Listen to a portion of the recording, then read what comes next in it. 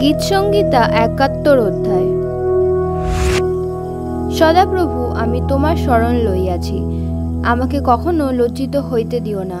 তোমার ধর্মশীলতায় আমাকে উদ্ধার করো, রক্ষা করো, আমার দিকে কর্ণপাত করো, আমাকে ত্রাণ করো। তুমি আমার বসতির শৈল হও, যেখানে আমি নিত্য যাইতে পারি। তুমি আমার পরিত্রাণ করিতে আজ্ঞা করিয়াছ, কেননা তুমি আমার শৈল ও আমার দুর্গ। হে আমার ঈশ্বর, আমাকে উদ্ধার করো দুর্জনের হস্ত হইতে, অন্যায়কারী ও উপদ্রবীর করতল হইতে। কেননা হে প্রভু, সদাপ্রভু, তুমি আমার আশা। তুমি বাল্যকাল হইতে আমার বিশ্বাসভূমি, গর্ভ হইতে তোমার উপরেই আমার নির্ভর। জননীর জঠর হইতে তুমি আমার হিতৈষী। আমি সতত তোমারই প্রশংসা করি। আমি অনেকের দৃষ্টিতে অদ্ভুত লক্ষণ স্বরূপ, কিন্তু তুমি আমার দৃঢ় আশ্রয়। আমার মুখ তোমার প্রশংসায় পরিপূর্ণ থাকিবে, সমস্ত দিন তোমার সৌন্দর্য বর্ণনা করিবে। বৃদ্ধ বয়সে আমাকে পরিত্যাগ করিও না, আমার বল ক্ষয় পাইলে আমাকে ছাড়িও না। কারণ আমার শত্রুগণ আমার বিষয়ে কথা কহে, আমার প্রাণের উপরে যাহাদের চক্ষু, তাহারা একত্র মন্ত্রণা করে। যাহারা বলে, ঈশ্বর উহাকে ত্যাগ করিয়াছে, দৌড়াইয়া উহাকে ধরো, কেননা উদ্ধারকারী কেহই নাই। হে ঈশ্বর, আমা হইতে দূরবর্তী হইও না। আমার ঈশ্বর, আমার সাহায্য করিতে তড়া করো। তাহারা লজ্জিত ও উচ্ছিন্ন হোক, যাহারা আমার প্রাণের বিপক্ষ।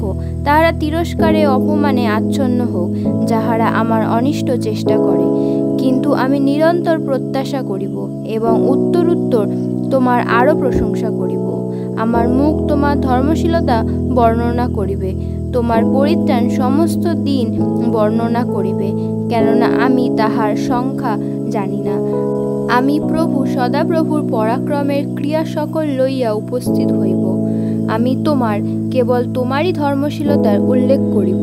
হে ঈশ্বর, তুমি বাল্যকাল অবধি আমাকে শিক্ষা দিয়ে আসিতেছ, আর এ পর্যন্ত আমি তোমার আশ্চর্য ক্রিয়া সকল প্রচার করিতেছি।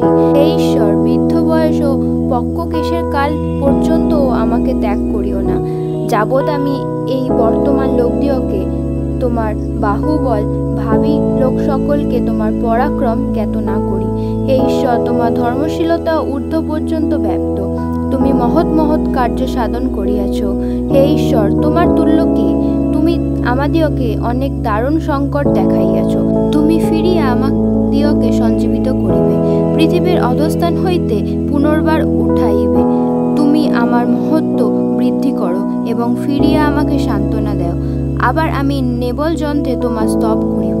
হে আমার ঈশ্বর, তোমার সত্যে স্তব করিব। হে ইসরায়েলের পবিত্রতম, বীণাতে তোমার উদ্দেশ্যে সঙ্গীত করিব। তোমার উদ্দেশ্যে সঙ্গীত করিবার সময় আমার ওষ্ঠাধর আনন্দ গান করিবে। আমার প্রাণও করিবে যাহা তুমি মুক্ত করিয়াছ। আমার জিহ্বাও সমস্ত দিন তোমার ধর্মশীলতার কথা কহিবে, কারণ তাহারা লজ্জিত হইয়াছে, তাহারা হতাশ হইয়াছে, যাহারা আমার অনিষ্ট চেষ্টা করে। আমেন।